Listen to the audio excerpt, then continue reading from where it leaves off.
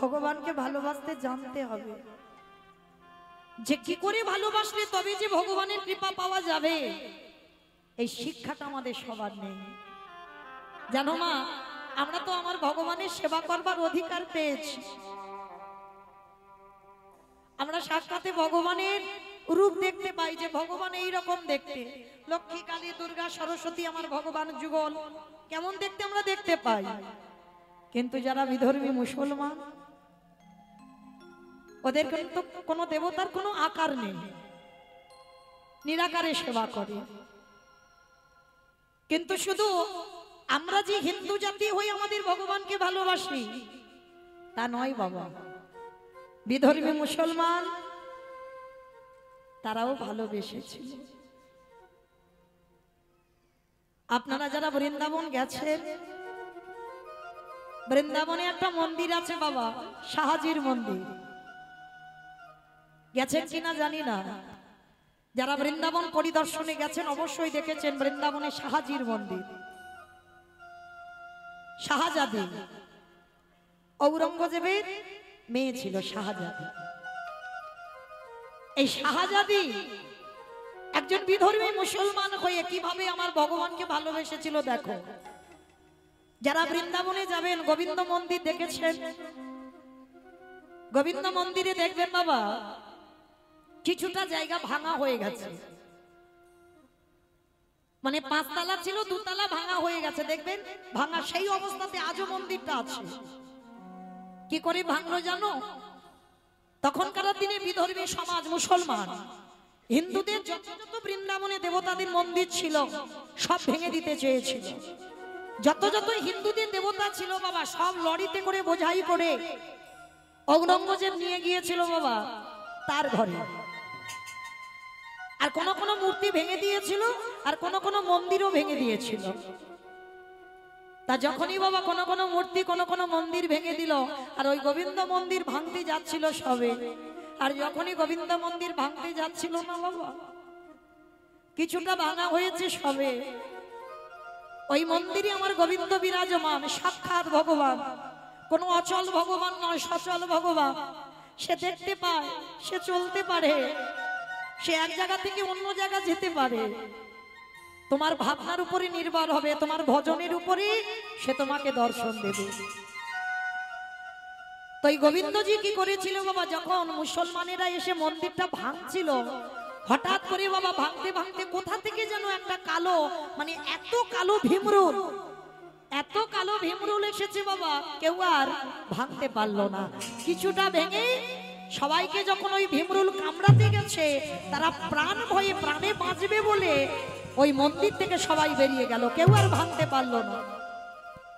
আর ভাঙতে যখন পারলো না, ওই মন্দিরের দেবতাকে নিয়ে বৃন্দাবনে যত যত মন্দিরের দেবতা ছিল সব লরিতে করে ভর্তি করে নিয়ে চলে যাচ্ছে। আর ওই মন্দিরের পূজারী ওই মন্দিরের গোবিন্দকে নিয়ে মাঠের মাঝখানে গিয়ে বাবা গর্ত করেছে। আর মাঠের মাঝখানে গর্ত করে মানে আমার গোবিন্দকে মাটিতে পুঁতে রেখে দেবে, তাহলে তো আর খুঁজে পাবে না। আর যখন খাওয়ার সময় হবে মাটি থেকে তুলে নিয়ে ওকে খাইয়ে চলে যাবে। পূজারী কি করেছে, রাতের অন্ধকারে আমার গোপীনাথকে গোবিন্দকে কোলে করে দিয়ে মাঠের মাঝখানে গেছে। মাঠের মাঝখানে গিয়ে বাবা গোল করে গর্ত করেছে, এক মানুষ গর্ত, মানে মূর্তিটা যত বড় ছিল অত বড় গর্ত করে ওর ভিতরে পুঁতে রেখে দেবে। পূজারী গিয়ে কি করেছে, যেই না গর্ত খুলে আমার ওই বিগ্রহকে মাটিতে রাখছে, সে যত গর্ত করে বাবা এক হাত করে মূর্তিটা বড় হয়ে যাচ্ছে। আবার একটু গর্ত করে নিশ্চয়ই এবার তো হবে, আবার গর্ত করে, আবার মূর্তিটা একটু করে বড় হয়ে যায়। কিছুতে মাটির নিচে আর প্রবেশ করাতে পারছে না, মাটি চাপা দিতে পারছে না, বারবার মাটি ফুঁড়ে বেরিয়ে যাচ্ছে। পূজারী সারা রাত ধরে বাবা মাটির তলায় গোপীনাথকে পুঁতে দিতে পারলো না। শেষে পূজারী বিরক্ত হয়ে রেগে গিয়ে বলছে, থাক তুই এখানে, তোর যখন এতই ইচ্ছা মুসলমানদের হাতে তুই সেবা পাবি, তুই যখন মুসলমানদের হাতে ধরা পড়বি, থাক। আমি ভেবেছিলাম তোকে আমি মাটিতে এখানে রেখে চলে যাব, কারণ ওরা মুসলমান এত ক্ষিপ্ত, ওরা আমার বাড়িতে নিয়ে গেলে আমার বাড়ি থেকে নিয়ে আসবে। তুই যখন মাটির তলায় যাবি না, থাক এখানে পড়ে। সকাল হয়ে গেছে আর পূজারীকে দেখতে পেলে ওকেও তো খুন করে দেবে। পূজারী মাঠের মাঝখানে গোপীনাথকে রেখে চলে গেল। আর যখনই চলে গেল না, সকালবেলা মুসলমানের দল এসে খুঁজছে, গোপীনাথকে পাচ্ছে না। ওই মন্দিরের বিগ্রহকে, গোবিন্দ মূর্তিকে পাচ্ছে না। সবাই চারিদিকে খোঁজাখুঁজি বাঁধিয়ে দিয়েছে। আর খুঁজতে খুঁজতে বাবা দেখে না, মাঠের মাঝখানে কালো রঙে একটা ছোট্ট ছেলে দাঁড়িয়ে আছে। ওই মুসলমানেরা কি করেছে, হাত ধরে লরিতে করে তুলেছে। ঔরঙ্গজেব একটা বড় ঘর করেছে বাবা, হল ঘর করেছে, তাতে হিন্দুদের দেবতাদের সব এক জায়গা রেখে দিচ্ছে। তা লরি করে যখনই নিয়ে গেছে না, শাহজাদি লক্ষ্য পড়েছিল আমার গোবিন্দর দিকে।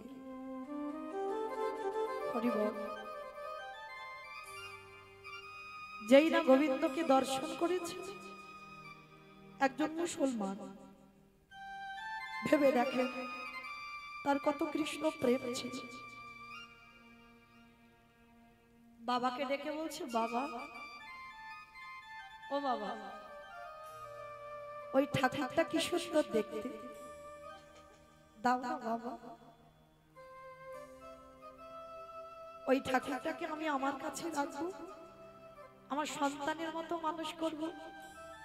ঔরঙ্গজেব বলছে, না মা, এটা কোনোদিন হতে পারে না, ওটা হিন্দুদের দেবতা, আমরা বিধর্মী মুসলমান, আমাদের অধিকার নেই ও সেবা পূজা করার। কে বলেছে বাবা, কে বলেছে?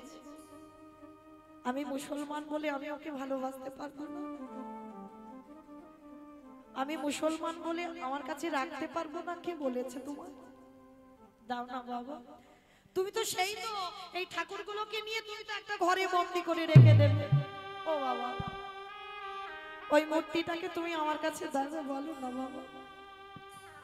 শাহজাদি এত বায়না করেছে, বাবা ঠিক আছে, তুই যখন এত ভালোবেসেছিস তা নে, তোর কাছেই রাখ। শাহজাদির খুব আনন্দ হলো, মূর্তিটাকে কোলে করে নিজে যা খায় গোপীনাথের মুখের কাছে ধরে বলে, খা না রে। হিন্দুরা কত ভালো করে তো সেবা দেয়, ডালা সাজিয়ে, দেখেছি। আমি ওরকম করে দিতে পারবো না, আমি যা খাবো তোকে তাই দেব। শাহজাদি যে বিছানায় ঘুমায় আলাদা করে ওর বিছানা খাট করেন। এই হলো ভালোবাসা। আমরা ভগবানকে ভালোবাসি তো ভগবানের মতো করে, ও আলাদা আমি আলাদা, কিন্তু শাহজাদি ওটা দেখছে না। যে বিছানায় শাহজাদি ঘুমায় সেই বিছানায় আমার ভগবান ঘুমায়। যেখানে শাহজাদি স্নান করে সেখানে ভগবানকে নিয়ে গিয়ে স্নান করে। এমনই প্রেম, এমনই ভালোবাসা, কিন্তু সবটাই ভালো। কিন্তু শাহজাদি যা খায় সেটা যখন ভগবানকে দেয়, ভগবানের একটু কষ্ট হয়, কারণ ওই আহার তো ভগবান সেবা পায় না। ভক্তি ভরে দিচ্ছে বলে পাচ্ছে, কিন্তু কষ্ট হচ্ছে।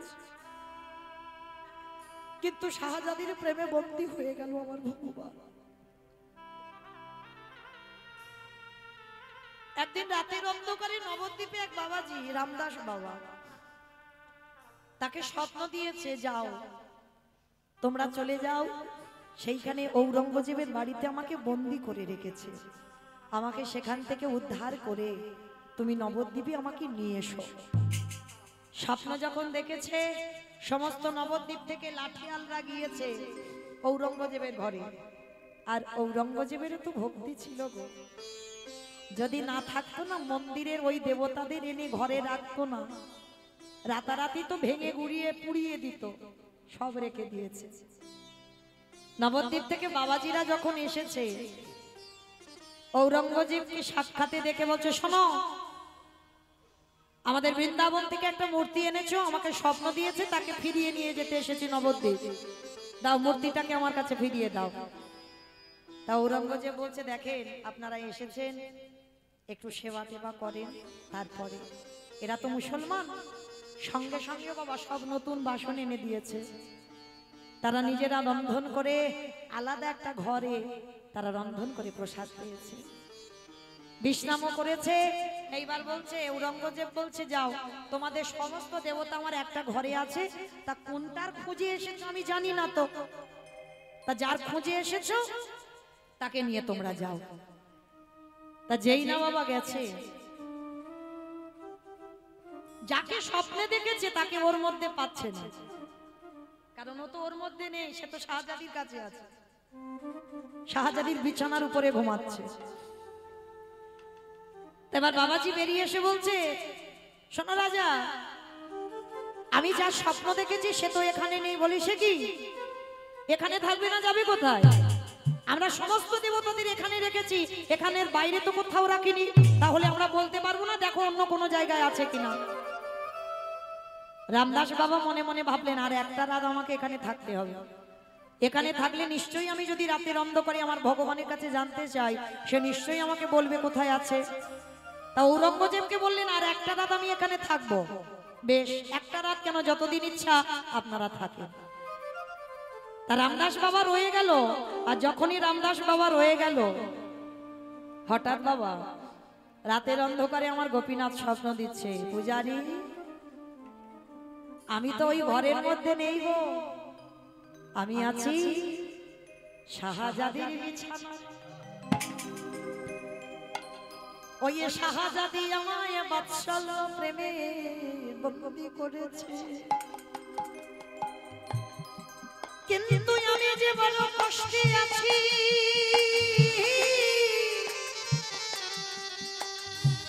কৃপা করে আমাকে নবদ্বীপে নিয়ে চলো। ঠিক আছে বলবো, কাল সকাল হোক, আমি ঔরঙ্গজেবকে বলবো যেন তার মেয়ে শাহজাদির কাছ থেকে আমাকে দিয়ে দেয়। এইবার সকাল হয়েছে, ঔরঙ্গজেবের কাছে গিয়েছে, রাজা আমি যার জন্য এসেছি সে তো এই ঘরে নেই, আছে আপনার মেয়ে শাহজাদির বিছানায়। মনে পড়ে গেছে ঔরঙ্গজেবের, সত্যি তো আমার মেয়ে শাহজাদি তো একটা মূর্তি নিয়েছিল, তার মানে কি তার খোঁজেই এসেছে। বেশ বাবাজি আপনারা দাঁড়ান, আমি আমার মেয়ের কাছ থেকে মূর্তিটা এনে দিচ্ছি। বাবা গিয়ে দেখছে মূর্তিটা কোলে করে নিয়ে মেয়ে খাওয়াচ্ছে। বাবা গিয়ে বলছে, মা, ওমা শাহজাদি একটা কাজ কর, ওমা তুই যাকে সেবা করিস, নবদ্বীপ থেকে বাবাজিরা কালকে থেকে এসেছে, ওর খুঁজে বেড়াচ্ছে, স্বপ্ন দিয়েছে ভগবান ওকে নিয়ে চলে যাবে, দে মা ওই মূর্তিটা আমার হাতে দিয়ে দে, আমি হিন্দুদের দেবো তাই হিন্দুদের দিয়ে দিই, আমরা তো মুসলমান, আমরা ওর সেবা করবার আমাদের অধিকার নেই। না না বাবা, ও কথা বলো না, ওকে ছাড়া যে আমি থাকতে পারবো না। শাহজাদি তুই কেন বুঝতে চাইছিস না? ওটা হিন্দুদের দেবতা, আমরা বিধর্মী মুসলমান, আমাদের কোনো অধিকার নেই ওই মূর্তি সেবা করবার। কে বলেছে বাবা? তুমি বারবার একটা কথা বলে যাচ্ছ, ও যদি সেবা না পাবে তাহলে এতদিন আমার কাছে ছিল কি করে? আমি ওকে স্নান করিয়েছি, আমি ওকে খাইয়েছি, আমার বিছানায় ওকে ঘুম পাড়িয়েছি, আর ও যদি চলে যায় আমি যে বাঁচবো না বাবা। ঔরঙ্গজেব দিশেহারা হয়ে গেল, এটা কি হয়ে গেল আমার মেয়ে? মাথায় হাত বুলিয়ে বলছে, মা আমি তোর বাবা, আমার কথাটা শোন মা, এটা হিন্দুদের ঠাকুর, আমরা পূজা করতে পারি না। বেশ বাবা, তুমি যখন বলছো এটা হিন্দুদের ঠাকুর, আমার পূজা করার অধিকার নেই, আমি দিয়ে দেব, চলো ওই বাবাজির কাছে আমি যাব একবার। গোপীনাথকে কোলে করে নিয়েছি, গোপীনাথকে কোলে করে নিয়ে রামদাস বাবাজির সামনে শাহজাদি গোপীনাথকে বুকে করে জড়িয়ে ধরে আছে, ছাড়তে চাইছে না। বাবাজি বলে বলেন, দে মা, ওই মূর্তিটা আমাদের দিয়ে দে। দাঁড়াও, মূর্তি দেব, তার আগে আমার একটা কথা আছে। এতদিন তোমাদের হিন্দুদের দেবতা আমি ভালোবেসেছি। আমার ভালোবাসা যদি সঠিক হয়, আমার প্রেম যদি সত্যি হয়, ওকে আমি রাস্তার মাঝখানে বসিয়ে দেব। ও অচল নয়, আমি জানি ও সচল, ও চলতে পারে। বাবাজি তুমি থাকবে একদিকে, আমি থাকবো একদিকে, তুমিও ডাকবে, আমিও ডাকবো, আর মাঝখানে ওই পাথরের মূর্তি বসিয়ে দেব। ওই হেঁটে যার কোলে উঠবে ও তার হয়ে যাবে। ভালো করে ভেবে দেখেন বাবা, কত বিশ্বাস। কেউ বলতে পারবে না ভগবানের উপরে আমার। শাহজাদি মাঝখানে বসিয়ে দিয়েছে আমার গোবিন্দকে। রামদাস বাবাজিকে তো স্বপ্ন দিয়েছে, একটা অহংকারী ভাব থাকবে বাবা ভিতরে। ভগবানের স্বপ্ন পেয়ে তো এসেছে। রামদাস বাবাজি একদিকে ডাক দিয়েছে, দয়াময় আমি আসতে চাইনি, তুমি এনেছো আমাকে। এটাই তো অহংকার বাবা, আমি আসতে চাইনি, তুমি এনেছো আমাকে। আর ভগবান সব সহ্য করে। এই পৃথিবীতে যে আমার আমার করে, ভক্তির অহংকার আর ভক্তির চোখের জল দুটো সইতে পারে না। বাবাজি পিছনে ভগবানকে ডাকছে, আমি আসিনি, তুই এনেছিস আমায়। তাহলে তুই যখন এনেছিস নে আমার কোলে ওঠ, আমি তোকে নিয়ে বৃন্দাবন থেকে আমি চলে যাব নবদ্বীপ। যেই না বাবাজি আমার হাত বাড়িয়ে দাঁড়িয়ে আছে, চারিদিকে বাবা লোক চারিদিকে ঘিরে দাঁড়িয়ে আছে, দেখবো হিন্দুদের ঠাকুর আজকের কাল কোলে ওঠে। এই যে একটা রহস্য বাবা, সবাই এসে দাঁড়িয়ে আছে, কার কোলে উঠবে। বাবাজি হাত বাড়িয়ে দাঁড়িয়ে আছে, বিগ্রহ একটু নড়চড় হচ্ছে না, সবাই দেখছে। শাহজাদি পিছন থেকে বলে বলেন, দাঁড়াও বাবাজি, তুমি আমার এই ছেলেটাকে অনেক মন্ত্রী ডাকো, তুমি অনেক জ্ঞানী। আমি ওকে কোনোদিন কোনো মন্ত্রী ডাকিনি, আমি ভালো খেতেও দিই, আমি যা খেয়েছি ওকে তাই দিয়েছি, ওকে আলাদা করে আমি কিছু দিই। ওর আলাদা কোনো সিংহাসন নেই, আলাদা কোনো বালিশ কাঁথা মশারি কিছু নেই, ও আমার কাছে থাকে। আমার প্রেম যদি সঠিক হয়, ভালোবাসা যদি ঠিক হয়, এবার আমি ডাকবো। এই এবার শাহজাদি সে তো জানে আমার কোলে উঠবে না, কারণ আমি মুসলমান, আমার কোলে উঠতে পারে না, সেই ভাবনা নিয়ে ডেকেছে, ও আসবে না আমার কোলে। নয়নের জলে যেই না শাহজাদি মা আমার আঁচলটা পেতে ডেকেছে, পোকারে ওরে আগে মা,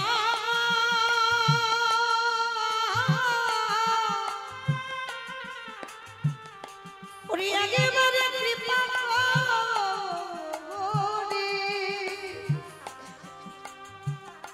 একেবারে আমার কোলে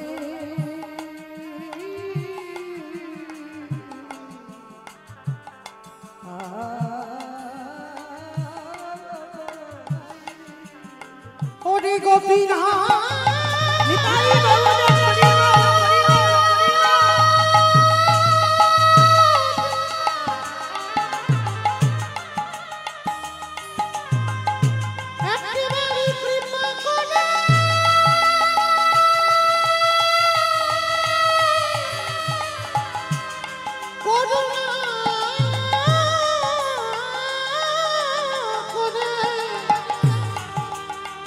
আমায় দেখা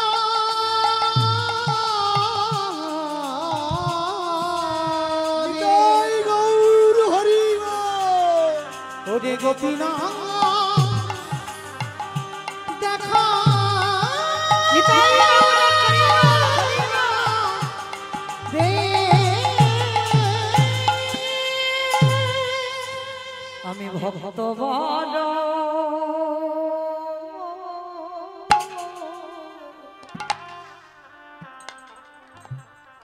ভালো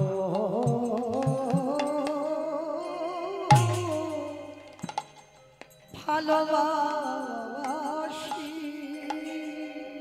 তাই তো যুগে যুগে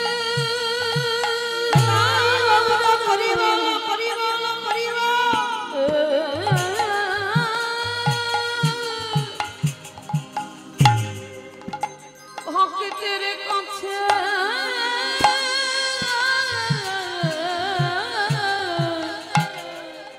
আসি আমি যে ভক্ত বড়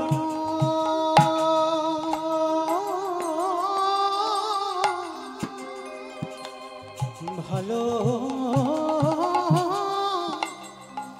ভালোবাসি আরে কি আমার গোপীনাথে পাথর হয়ে থাকতে পারে যেই না শাহজাদি আঁচল পেতে ডাক দিল আমারে ভগবান ছুটে গিয়ে আমার শাহজাদির কোলে উঠে পড়লো ও যে ভক্ত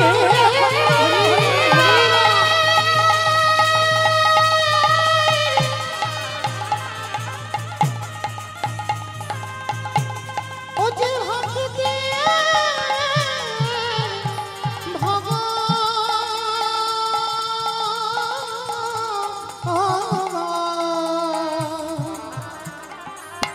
ও যে ভক্ত ছাড়া কিছু জানি না তাই তো যুগে যুগে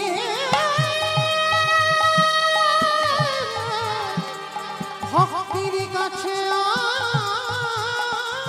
আসে। সবাই দেখলো ভগবান হিন্দুদের ঠাকুর শাহজাদির কোলের উপরে উঠে পড়েছে সবাই মিলে দর্শন করে বাবাজি ক্রোধান্বিত হয়ে গেল এত অপমান সবার সামনে তুই আমাকে বললি আমাকে নিয়ে যা আর সবার সামনে আমার অপমান সারা রাত বাবাজি কাঁদছে অপমান করলি কেন অপমান করবি বলে আমাকে এনেছিস তাহলে ডাকবার কি প্রয়োজন ছিল আমি আসতাম না নবদ্বীপ থেকে সঙ্গে সঙ্গে ভগবান দৈববাণী করছে বাবাজি যেভাবে মুসলমান সমাজ চারিদিকে ঘিরে ছিল আমি যদি তোমার কোলে উঠে চলে আসতাম ওইখানে সবাই খেপে গিয়ে শাহজাদি তো মরে যেত আমি যদি তোমার কোলে উঠতাম শাহজাদি ওখানেই প্রাণ ত্যাগ করত আর যদি শাহজাদি মরে যেত সবাই খেপে গিয়ে তোমাদের ওখানেই মেরে দিত যার জন্য আমি শাহজাদির কোলে উঠেছি তা বাবাজি যখন সকালবেলা গিয়ে ঘটনাটা বলল শাহজাদি বলল বেশ আমি একটা সিদ্ধান্ত দিই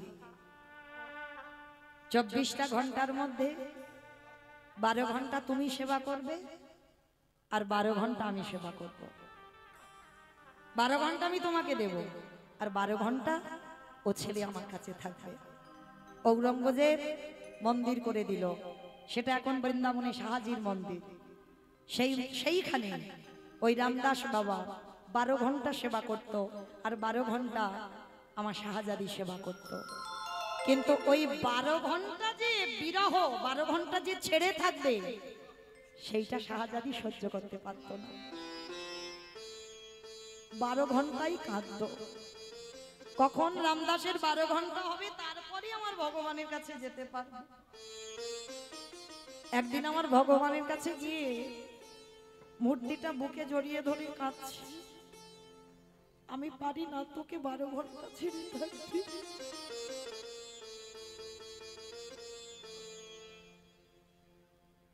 আমি আর বেঁচে থাকতে চাই আমি তোর সঙ্গে তোর শরীরে আমি বিলীন হতে চাই সেইভাবে আমার ভগবানকে ধরে শাহজাদি প্রাণ ত্যাগ করলো ঔরঙ্গজেব ছুটে এলো, এসে দেখছে ভগবানের সেই মূর্তিটা মুখে ধরে এই দেহ থেকে প্রাণ পাখিটা চলে গেল। তাহলে বাবা আপনারা বলে একজন বিধর্মী মুসলমান কতটা ভগবানকে ভক্তি করেছিল, তারপরে আমার ভগবান সাক্ষাতে তার সঙ্গে বিলীন করে নিল। এরকম ভুরি ভুরি প্রমাণ আছে, যারা বিধর্মী তারাও আমার ভগবানকে ভালোবেসেছে। কিন্তু আমাদের ভগবানকে আমরা চিনতে পারি না। দেখবেন যারা ইস্কন যাবেন নবদ্বীপ, বিদেশি মানুষরা যারা হরে কৃষ্ণ বলতে পারে না, যারা হরে কৃষ্ণ বলে তারাই চিনে নিয়ে যাচ্ছে, আর আমরা কি করছি? আমরা গৌর নিতাইয়ের মূর্তি বিক্রি করে খাচ্ছি, হ্যাঁ তাই না? তাহলে আজকে লক্ষ্য করে দেখেন, তাহলে মায়েরা লীলাতে কোথায় ছিলাম বলো তো? বেশ, বলির গরুটা মারা গেল, বেশ।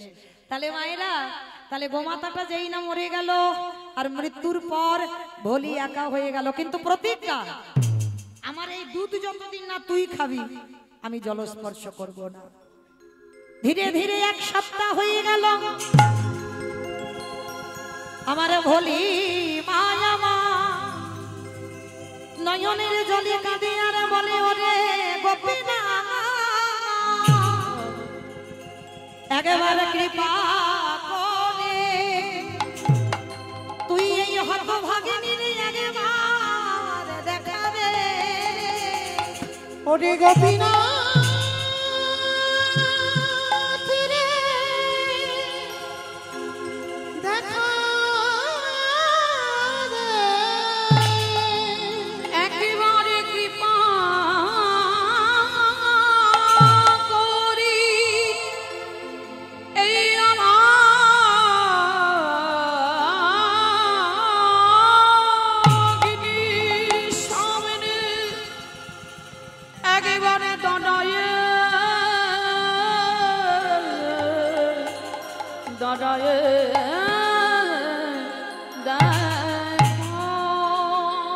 আরে কি ভগবান থাকতে পারে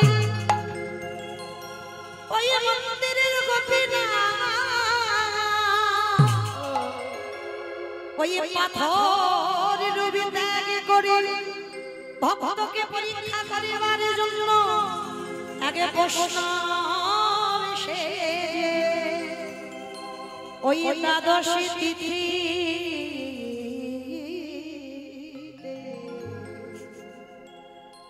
আজ হাতে লাঠি ভিক্ষার ঝোলা জীর্ণ মলিন বস্ত্র, লাঠি ঠুকতে ঠুকতে এসে ডাকছে ওমা কেউ বাড়িতে আছিস?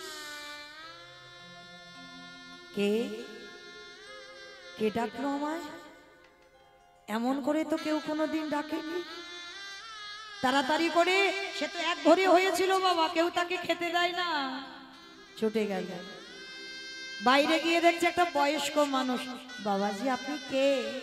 আমা আমারে চিনবি না, আমা দুটো খেতে দিবি মা?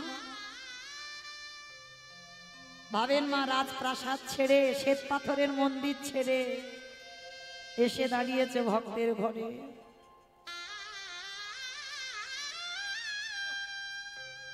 খেতে দিবি মা? বাবাজি আমার ঘরে তো কিচ্ছু নেই, আমি তো নিজেই তিন কিছু খেতে পাইনি, আমি আপনাকে কি খেতে দেব? ও মামা দেখ না কিচ্ছু কি নেই।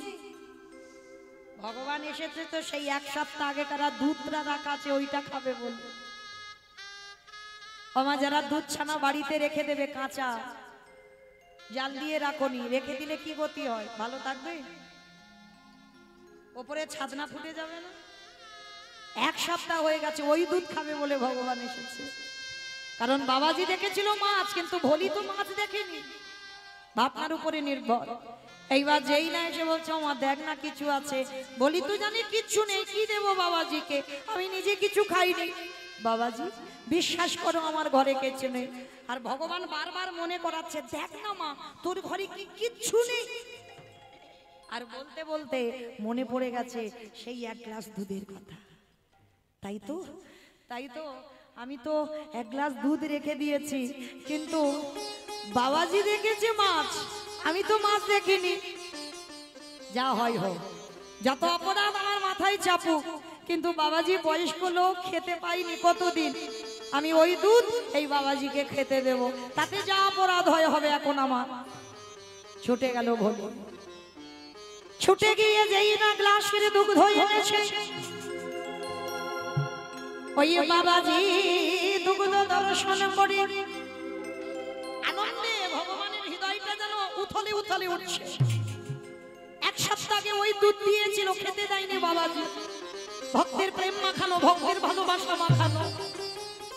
যেই না দুধটা দেখেছে ভগবান, তাড়াতাড়ি করে আঁকুপাকু করে ওই একেবারে গ্লাসের দুধটা ভোলির হাত থেকে কেড়ে নিয়েছে। কেড়ে নিয়ে ওই মাছ মাখানো দুধ, ছানা কেটে যাওয়া দুধ, এক গ্লাস দুধ আমার গোপীনাথ সেবা করেছে। টক হয়ে গেছে, গন্ধ, তবু সেবা করেছে। কেন? শুধু ভক্তের প্রেম ভালোবাসা মাখানো হতে আছে। সেবা করে বলছে, আহ বড় তৃপ্তি পেলাম না মা ভোলি, বড় তৃপ্তি পেলাম, বড় শান্তি পেলাম। কতদিন আমি এইরকম ভালো করে খেতে পাইনি মা। ও মা, এবার একটা কথা বলবো, আজকে রাতটুকু তোর বাড়িতে একটু থাকতে দিবি?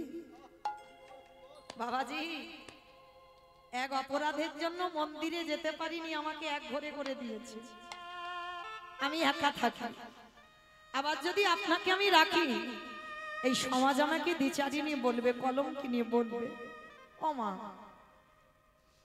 যে বলে বলো, আমি তো জানি, কিন্তু ওটা যে কে ওটা তো ভোলি বুঝতে পারছে না।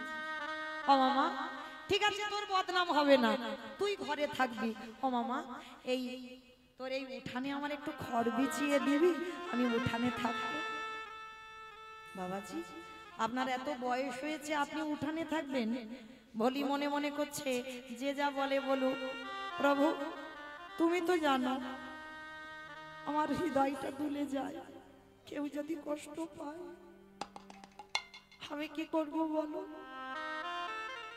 তাই একটা দিন আমি বাইরে কাটিয়ে দেব, আর বাবাজি একটা দিন ঘরে ঘুমাবে। তা বাবাজিকে বলছে, বাবাজি আপনি ঘরে থাকবেন, আমি একটা দিন বাইরে কাটিয়ে দেব। খড়ের বিছানা করে আজকে পড়ে আছে ভোলি উঠানে।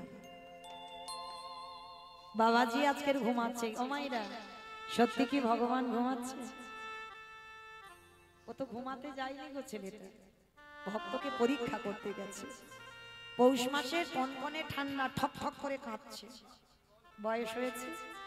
ভোলি তো ঘুমায়নি গো, রাত্রিবেলা উঠে দেখছে বয়স্ক মানুষ কাঁপছে ঠান্ডায়। কি করবে? নিজের একটা ছেঁড়া কাঁথা ছিল, শত ছিদ্র, আমাদের মতো কোনো ব্ল্যাঙ্কেট নেই, কোনো কম্বল নেই, শত ছিদ্র, ছেঁড়া কাঁথা।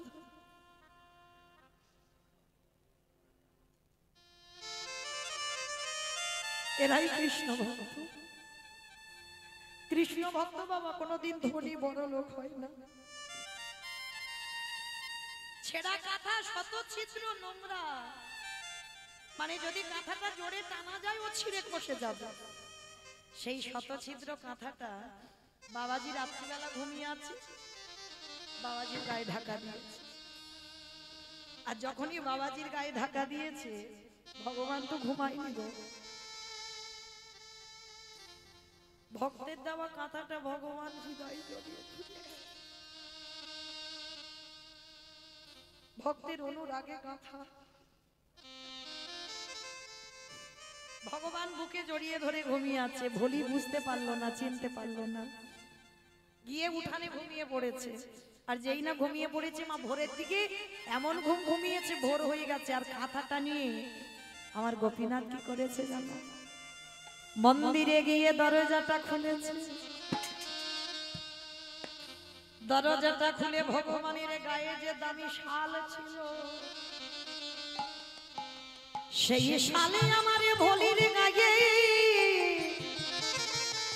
আমারে ভগবানে ঢাকা দিল। ওরে ভোলি রে,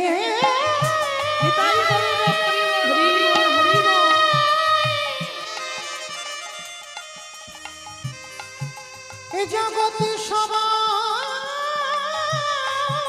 আমায় ভালোবাসে বাসে, কিন্তু তোর মতো করে অনুরাগ দিয়ে আমায় কেউ ডাকে না। ভগবানের গায়ে দামি শালটা ভোলির গায়ে দিয়ে এসেছে, আর ভোলির ছেঁড়া কাঁথাটা নিয়ে আমার গোপীনাথ মন্দিরে চলে গেছে। ছেঁড়া কাঁথাটা গলায় দিয়ে মন্দিরের সিংহাসনে দাঁড়িয়ে গেছে। ভগবানের গায়ে যে বুড়ানিটা আছে, বুড়ানি নাই, ছেঁড়া কাঁথা আছে। ভগবান মন্দিরে দাঁড়িয়ে গেছে, আর এদিকে বাবা সকাল হয়ে গেছে, ভোলির ঘুমটা ভেঙে গেছে। আর যেই না ভোলির ঘুমটা ভেঙে গেছে, ছুটে গেছে আগে ঘরে, আর ঘরে গিয়ে দেখলো সে বাবাজিও নেই, আর ভোলির ছেঁড়া কাঁথাটাও নেই। যেই না দেখেছে, তখনও লক্ষ্য করেনি নিজের গায়ের দিকে, আগে বাবাজির দিকে দেখেছে। আর নিজে ভাবতে ভাবতে যেই না নিজের গায়ের দিকে দেখেছে, দেখা মাত্র চোখ দেখি এটা কি? এটা তো আমার গোপীনাথের গায়ের শাল, আমার গায়ে এলো কি করে? অমাইরা কালকে থেকে কীর্তন শুনছেন, আমার ভগবানের অঙ্গে যে কি পরনে পোশাক, কি ধুতি বাঁধা আছে দেখতে পাচ্ছেন তো। হঠাৎ যদি ওইটা আপনি হঠাৎ দেখেন আপনার অঙ্গে আছে। ভোলি রোজ রোজ দেখতো গোপীনাথের গায়ে যে শাল, সেই শালটা আজকে ভোলির গায়ে। বুঝতে দেরি হলো না, ঠাকুর তুমি এসেছিলে, আমি চিনতে পারলাম না তোমায়, আমি তোমায় ধরে ধরতে পারলাম না। আমি বলেছিলাম ওই দুধ তুমি না খেলে আমি জলও খাবো না, তাই তুমি আমার হাত থেকে ওই ছানা কেটে যাওয়া গন্ধ দুধ খেয়ে গেলে, বিনিময়ে আমার ছেঁড়া কাঁথাটা নিয়ে গেলে, আর বিনিময়ে তোমার দামি শাল আমায় দিয়ে দিলে। কিন্তু ঠাকুর আমি এত দামি শাল নিয়ে কি করব বলো? এত দামি শাল আমার লাগবে না। শালটা ভালো করে ভাঁজ করে বুকে করে নিয়ে ছুটতে ছুটতে সেই মন্দিরে বাবাজির কাছে গেছে। বাবাজি, ও বাবাজি! যেই না দেখেছে ভোলিকে, দাঁড়া দাঁড়া দাঁড়া, পা দিবি না, মন্দিরে পা দিবি না, ওইখানে দাঁড়া। ঠিক আছে আমি যাব না ভিতরে। বাবাজি জানো, কালকে তোমার ওই মন্দিরে ছেলেটা আমার ঘরে গিয়েছিল, আর গিয়ে না যে দুধে তুমি মাছ দেখেছিলে সেই দুধ খেয়েছে। আর শুধু খাইনি, আমার ঘরে রাত্রিবেলা ছিল,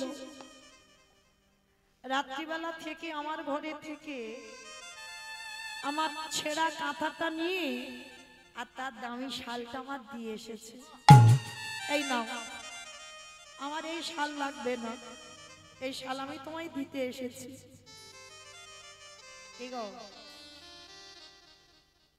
এই জগৎটা এমন, খুব ভালো মানুষই করলে বাবা চলবে না। দেখেন ভোলি কোনো অন্যায় করলো না, কিন্তু তাহলে আপনারা বলেন, আপনারা যদি কারোর কাছে গল্প করেন যে আপনার ছেঁড়া কাঁথা নিয়ে চলে গেছে আর ভগবানের একটা দামি শাল দিয়ে গেছে, কারোর কাছে যদি গল্প করেন কেউ বিশ্বাস করবে মা?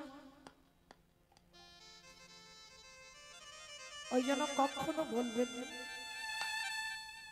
ভগবানের যদি কোনো দিন ইশারাও যদি পাও, কখনো কারোর কাছে বললো না।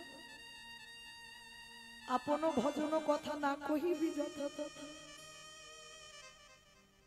তুমি ভজনের মানুষ না পেলে তুমি জীবনে তোমার কথা কাউকে কোনোদিন বলবে না, তাহলে তোমার ভজন সাধন সবটাই নষ্ট হয়ে যাবে। আজকে যেই না দাঁড়িয়েছে ভোলি, কিন্তু ভোলি বলল, শুনলো না। বাবাজি বলে বলেন তবে রে, তার মানে তোর দুধ নিয়ে গোপীনাথের সেবা দিইনি বলে তুই আমার গোপীনাথের শাল চুরি করেছিস? তোর এত বড় সাহস তুই গোপীনাথের মন্দিরে এসে রাতের অন্ধকারে চুরি না? না বাবাজি না, আমি চুরি করিনি, আমি চোর নই। গ্রামের লোকজনদের ডেকেছে, ডেকে সবাইকে বলছে ভোলি চুরি করেছে গোপীনাথের শাল। আর ভোলি একটাই কথা বলে যাচ্ছে, আমি চোর নয়, আমি চুরি করিনি। সমস্ত গ্রামের লোকজন এসে বলল, তবে রে কদিন আগে গোপীনাথের দুধে মাছ দিয়েছিস, আবার গোপীনাথের গায়ের শাল চুরি করেছিস? দেখাচ্ছি মজা তো তারা। সবাই মিলে বেতের বাড়ি দিয়ে বলিকে বেত্রাঘাত, দূর হয়ে যা, বেরিয়ে যা, দূর। গোপীনাথ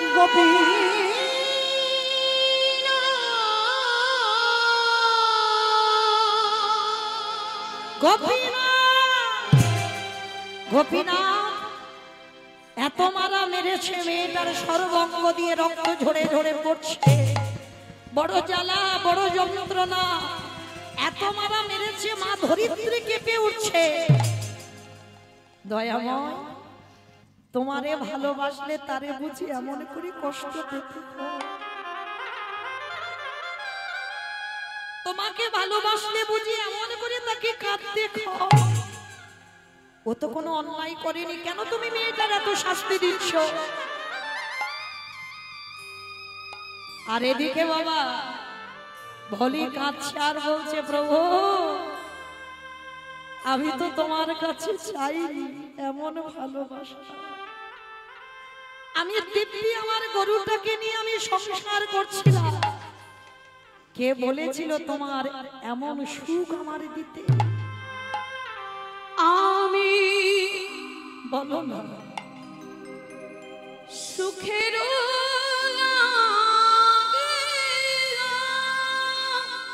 বের করে দে ওকে মন্দির থেকে, দূর করে দে।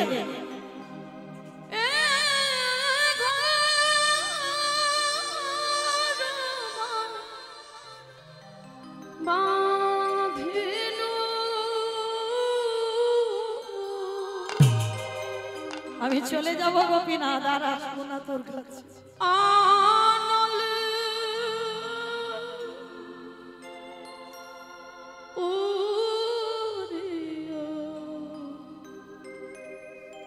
গেল রে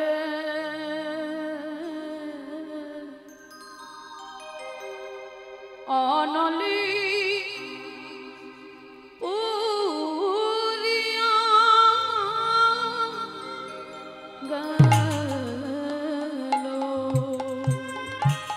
সবাই আমাকে এত বদনাম দিচ্ছে, সবাই এত অপবাদ দিচ্ছে, তুই কি দেখতে পাচ্ছিস না?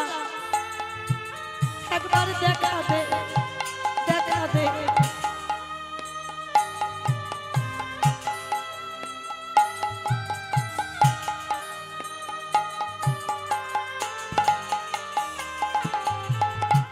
আমি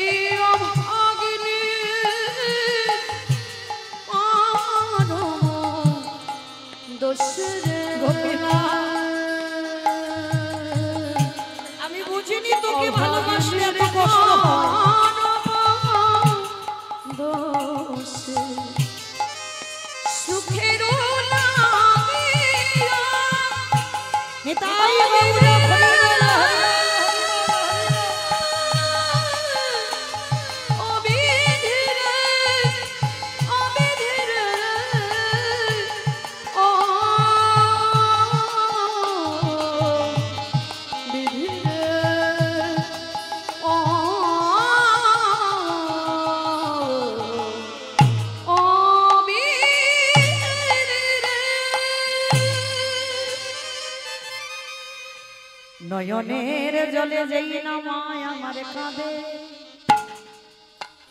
এদিকে ভগবান বেদি থেকে ধুলাই পড়েছে, ভোলির অঙ্গে যতগুলো আঘাত, আমার ভগবানের অঙ্গে ততগুলো আঘাত লেগেছে। যত তোমরা কষ্ট পাও তার থেকে বেশি কষ্ট ভগবান পায়। এইবার যেই না আমার মন্দিরে বেদি থেকে পড়ে গেছে, ঠিক সেই সময় পূজারী বলছে দাঁড়াও দাঁড়াও দাঁড়াও, একবার দেখি তো গিয়ে মন্দিরের ভিতর।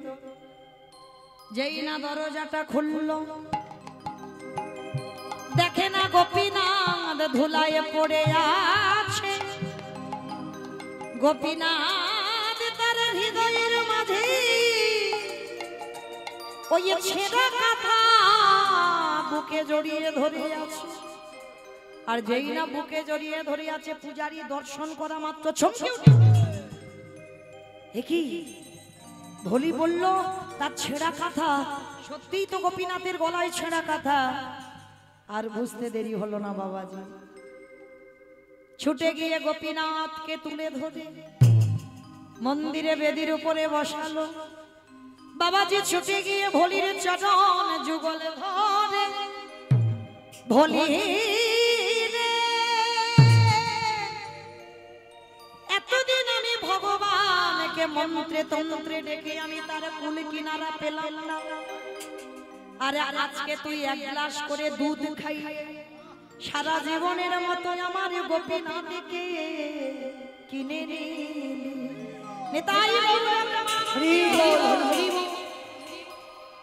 আজকে থেকে আমি আর গোপীনাথের সেবা করব না, আমার ভুল হয়েছে ভোলি, আজকে থেকে আমি তোর চরণ সেবা করব। আর যেই না বললো তোর চরণ সেবা করব, ভোলি বলছে বাবাজি আমার চরণ আমার মতো মেয়ের? বলে হ্যাঁ, কারণ সাধিতে সাধিতে যদি কৃষ্ণ কৃপা করে, এ জন্মে না হয় জন্ম জন্মান্তরে।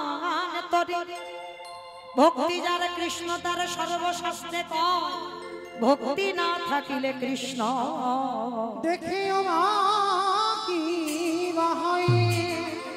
তাহলে যে যেভাবেই ভজনা করো না কেন, ভক্তি যার কৃষ্ণ তার সর্বশাস্ত্রে কয়, ভক্তি না থাকিলে কৃষ্ণ দেখিও বা কিবা হয়। তাহলে এইবার ভোলি যেই না দরজা দিয়ে দেখেছে আমার গোপীনাথ দাঁড়াইয়ে আছে, ভোলি নয়ন জলে কেঁদে বলল প্রভু দয়াময়, একেবারে কৃপা করে করুণা করে তুমি আমার সম্মুখে একেবারে যুগল হয়ে দাঁড়াও। আরে যেই না ভগবান যুগল হয়ে দাঁড়ালে, সেই যুগল পাদ পদ্মে আমার ভক্ত বাৎসল্য ভগবান যুগলে দাঁড়ালেন। আমার ছোট্ট একটা ছেলের কীর্তন শিখছে, ওর অনুরোধ আমাকে গাইতে হবে একটা উড়িয়া ভজন। তো যাই হোক, রাধা গোবিন্দকে যুগলে দাঁড় করিয়ে ভোলিকে দর্শন করিয়ে আজকের ওর ইচ্ছা পূর্ণ করবার জন্য আজকের আমরা একটা উড়িয়া ভজন গাই যাবার সময়। তো মাইরা আপনারা ভালো থাকবেন, সুস্থ থাকবেন। আমার ভাই কৃষ্ণ দাস আসছে, খুব ভালো কীর্তন পরিবেশন করে, আমার খুব স্নেহের, আমরা খুব ভালোবাসার মানুষ, আমরা একই সঙ্গে কীর্তন গাই। তো যাই হোক, খুব সুন্দর লীলা কীর্তন করি, আপনারা বসবেন ধৈর্য ধরে, লীলা শুনবেন, লীলা শ্রবণ করি। আর পরেও আছে সুভদ্রা নদিয়া থেকে আসছে, রাসলীলা পরিবেশন করবে। সবার জন্য বলে গেলাম আপনারা ধৈর্য ধরে বসে লীলা কীর্তন শুনবেন, কেমন? তাহলে চলেন একবার সবাই হাত দুটো তোলেন একবার দেখি। মাধব মাধব হে